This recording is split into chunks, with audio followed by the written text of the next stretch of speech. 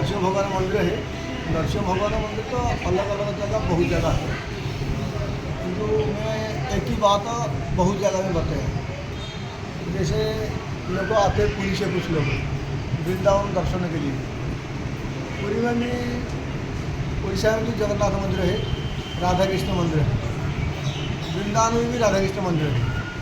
आप लोग दिल्ली से कोई बड़ों से, कोई दिल्ली से, कोई बड़ों से, कोई नोएडा से कहाँ से आया है, तो वहीं पर भी नरसिंह भगवान मंदिर है।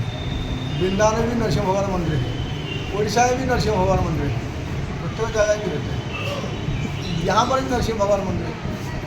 अलग तो कुछ नहीं, आप तो कथा सुने बहुत जगह का, क्योंकि इस जगह का इतना विशेष महिमा ये है, जो भगवान प्रकट हुए नरसिंह भगवान, तो कर्नाटक देश में बेंगलोर से बहुत आगे है वो जगह।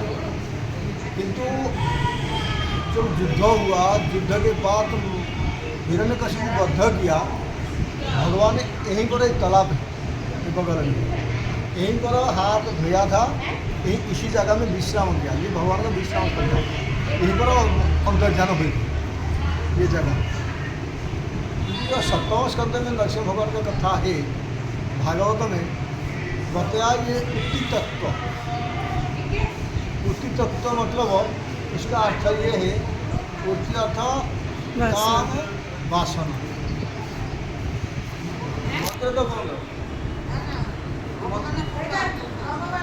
ये प्रसादी है क्या? प्रसादी, प्रसादी है, प्रसादी। हाँ, प्रभु जी का प्रसाद है। प्रणाम करना। रुको, गुरु जी को देंगे, फिर मैं गुरु जी को। हाँ, उक्ति मतलब काम वासना। हम लोग संसार में भी सब लोग काम वासना के लिए जुड़ी हुई। मैं किसी का कथा तो मैं बोल नहीं सकता, हमारा बात हम बता सकते, मैं दूसरे का मन का बात बता नहीं सकता, क्योंकि आप लोग सब वैष्णव है, सब भजन करते हैं, किसका मन में क्या बता नहीं सकते। किंतु जो मनुष्य जीवन है संसार में, शास्त्र बताया मनुष्य जीवन ही काम वासना के लिए जुड़ी होता है। किंतु शास्त्र में चैतन्य चरितामृत में बताया जो निजेंद्रिय प्रीतिवांछा वही है काम वासना। निजेंद्रिय प्रीतिवांछा भगवान इच्छा करेंगे।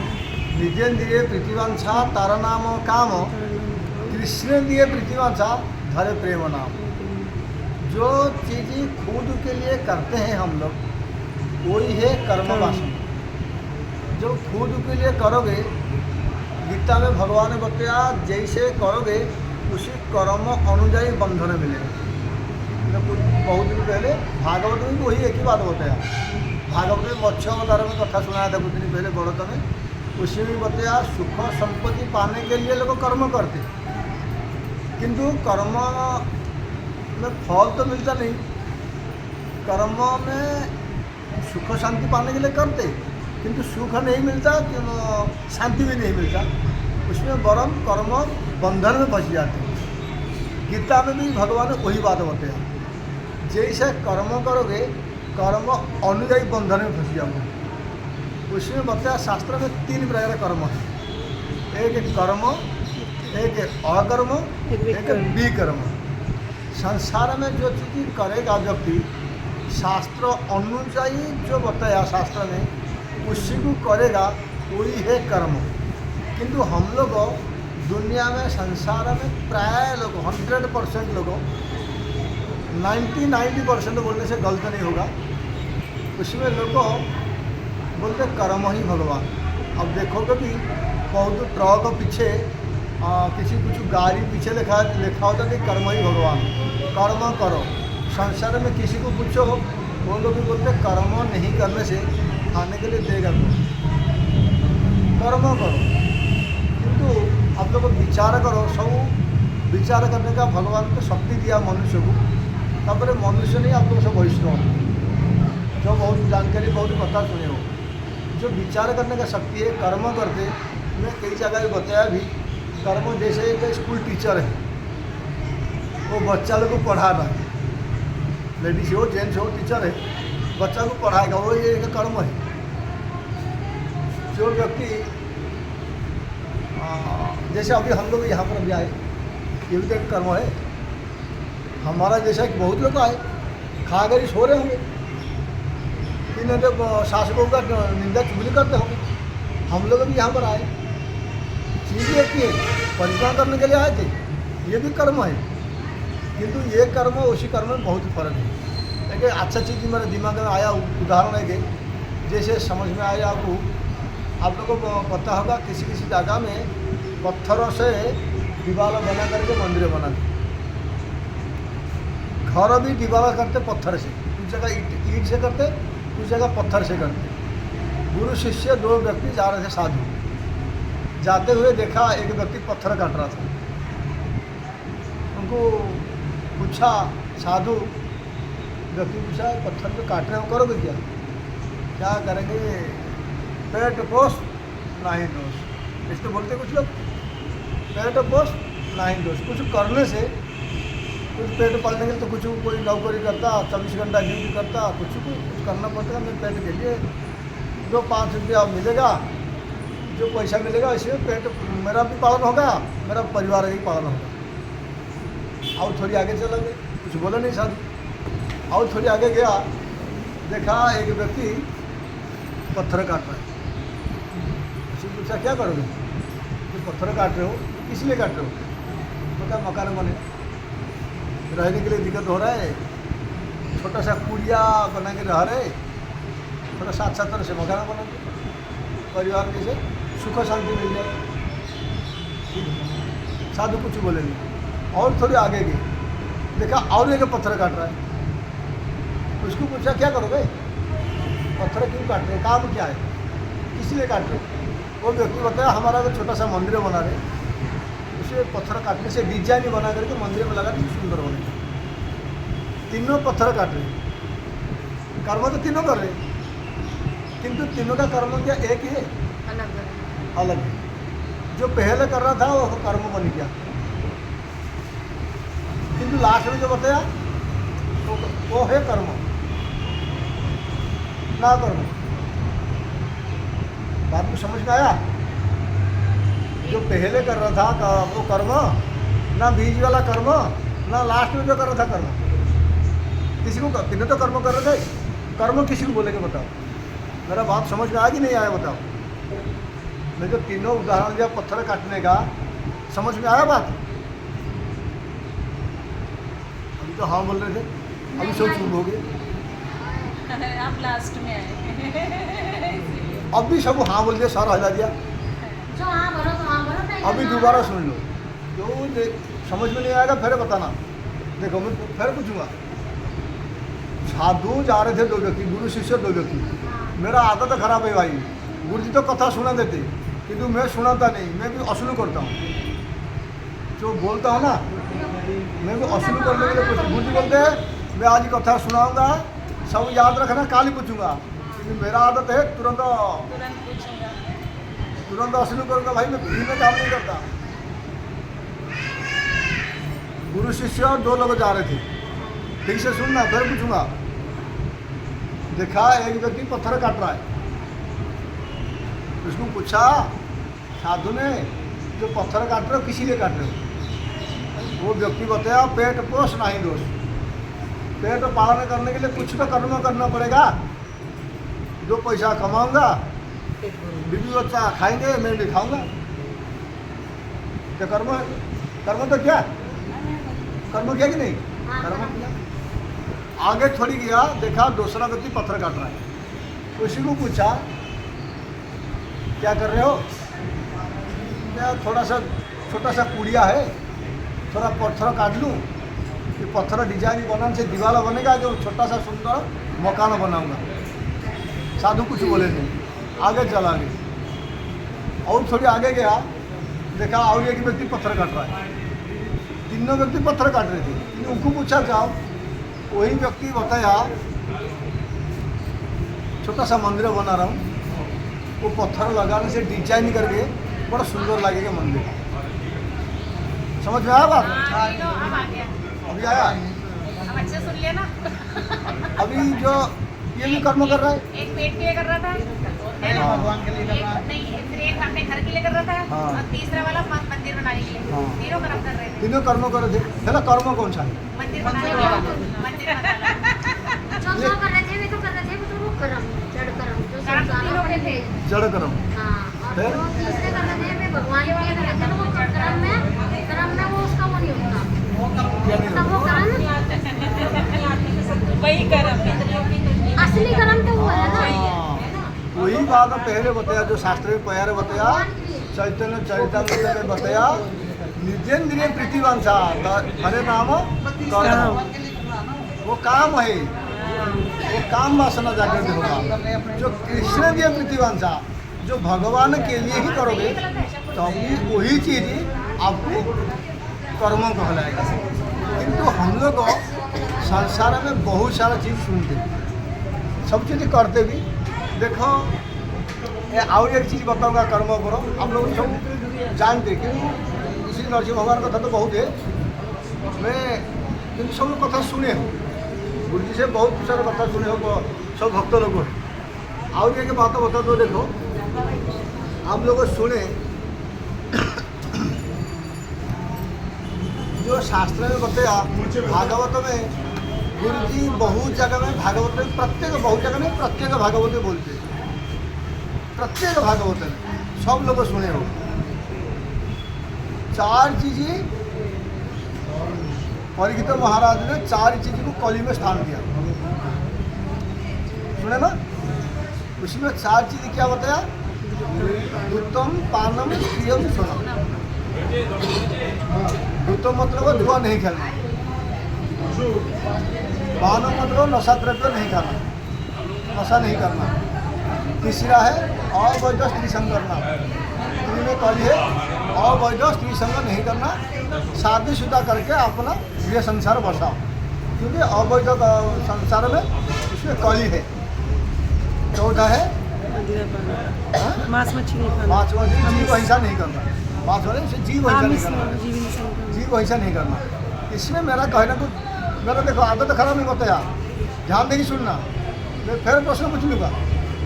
उसमें जो बताया अवैध स्त्री से करना पाप है, कौली है बताया तो, हाँ? जो कौली है, अच्छा कल जो कौली है, कौली तो महाराज का स्थान दिया, अवैध स्त्री संग नहीं करना, उसमें कौली है, पाप है, इसलिए तो मना किया, हाँ? किंतु एक बात आओ, वही भागवत में बताया, नरसिंह भगवान का कथा चल रहा है ना, जो कश्यप ऋषि, उनका पत्नी थी दीति, बात दीति, वो शादीशुदा थे कि ना अवैध स्त्री संग कर रहे थे? शादीशुदा थे। गलत क्या है भाई? हिरण्यकशिपु पैदा हो गया। अब तो सब गृहस्थ है भाई, गृहस्थ है तो, गृहस्थ है तो आप लोग, हाँ आप लोग तो गृहस्थ है। कश्यप ऋषि भी गृहस्थ थे ना, अवैध स्त्री संग कर रहे थे, गृहस्थ थे। तो बोलते हो, ये तो श्लोक बोलते हो गया, भागवत श्लोक व्यासदेव ने लिखा, व्यासदेव ने लिखा, ध्यान नहीं सुन रहे हो? मैं तो बड़देव फिर कुछ नहीं बताता कि मैं गृहस्थ हूँ, खाली खाली बेकार नाम बदनाम करते हो। देखो आप लोग बताया अवैध स्त्री संग करना पाप है, किंतु कश्यप ऋषि अवैध स्त्री संग किया था ना, शादीशुदा थे। शादीशुदा होने पर गलती क्यों हुआ?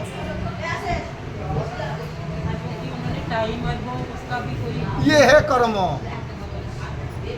ये है जो उति सुक्ति, ये ही युति।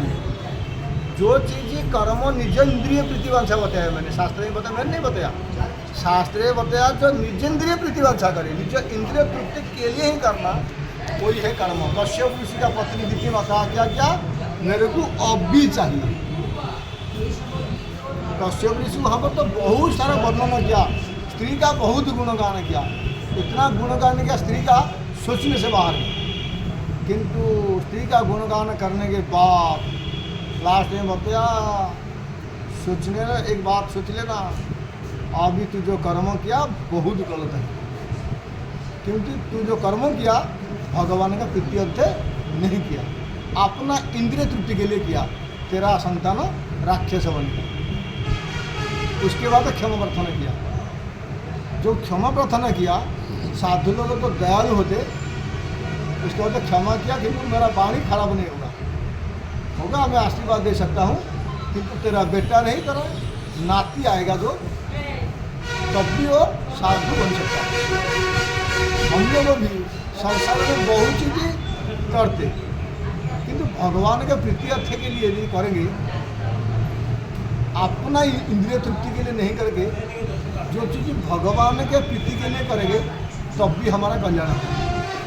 किंतु हम लोग तो बहुत सारा कथा सुनते, सुनने के बाद भी अपना इच्छा के लिए करते, भगवान के लिए नहीं कर रहे थे। आज मैंने अभी कुछ समय पहले सुन रहा था जय जगन्नाथ, आप लोग सुने होगा कथा भी, जो जगन्नाथ जी आए जहाँ से नील माधव से, जो विद्यापति गया था वहीं पर विद्यापति की जेल हो गया। सीरियल आ रहा, कोई देखा कि नहीं देखा मेरे को पता नहीं, उसमें विद्यापति की जेल हो गया। उनका कानून था ये जो जिस समय विद्यापति गया, क्योंकि हम लोग कथा में इतना चीज़ नहीं बोलते, समय नहीं होता इतना चीज़ हम बोलते नहीं, कि गुरु जी बोलते नहीं, टाइम नहीं होता, शॉर्ट में जगन्नाथ जी था, इसको बता दिया। जो विद्यापति गया उसी समय जो विश्वावसु का बेटी, उनका कुछ सहेली के साथ गया था नदी में स्नान करने के लिए। वो जो गंगा नदी है, महानदी, स्नान कर रही थी। उस समय पानी में डुबकी मारी, जो व्यक्ति नदी तालाब का आसपास मकान जिसका है, वो लोग को पता होगा, दूसरा लोग को पता नहीं होगा। डुबकी मारेंगे और बाकी उसको ढूंढेंगे। एक व्यक्ति डुबकी मार के चला जाएगा दूसरा जगह, बाकी इसको ढूंढेंगे कहाँ गया। जो नदी में खेलते, तालाब में से खेलते, वो खेलते खेलते लड़की पानी में बह गई, विश्वास के बेटे। उसी समय विद्यापति जा रहे थे, उसी को पकड़ लिया, बचाया, जीवन तो उद्धार कर लिया, किंतु उसी एरिया का लोग जा करके राजा को बता दिया। और एक विदेशी आया था, बहुत बड़ा पुण्य कर्म किया। क्या किया? तेरा बेटी को जीवन बचा दिया, किंतु एक गलत हो गया। क्या गलत हो गया? स्पर्श कर दिया, इसको स्पर्श किया। अब भाई उठाएगा कैसे नदी से? स्पर्श तो कौन से उठाएगा? किंतु सबर लोग है, जंगल में देखते सबर ही है, जा और बोलते। वो लोग का नियम था, जो हमारा लड़की को पहला बार स्पर्श करेगा सब उसी को शादी करेगा। जो शादी करेगा नहीं करेगा तो उसी को मृत्युदंड में दंडित करा जाएगा, वो लड़का को। और लड़की सारा जीवन कुंवारी रहेगी, दूसरा शादी नहीं कर सकता। वो विद्यापति होता है, मैं शादी नहीं कर सकता। मैं आया था ठाकुर ऑपरेशन होने के लिए, शादी करने थोड़ी आया था। उसमें राजा होते आप सोच लेना, जितना दिन के लिए डेट दे दिया, जेल कर दिया उसको।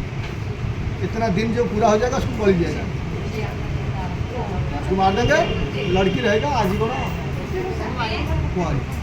किंतु लड़की का वही लड़की एक दिन मन में आया, भगवान ने प्रार्थना किया, जो बहुत सारा लंबा कथा है।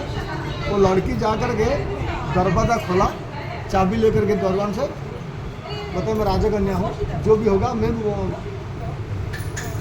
जो कुछ बोलूँगा करूँगा, पिताजी का अधिकार है, मेरा भी अधिकार है जाने का।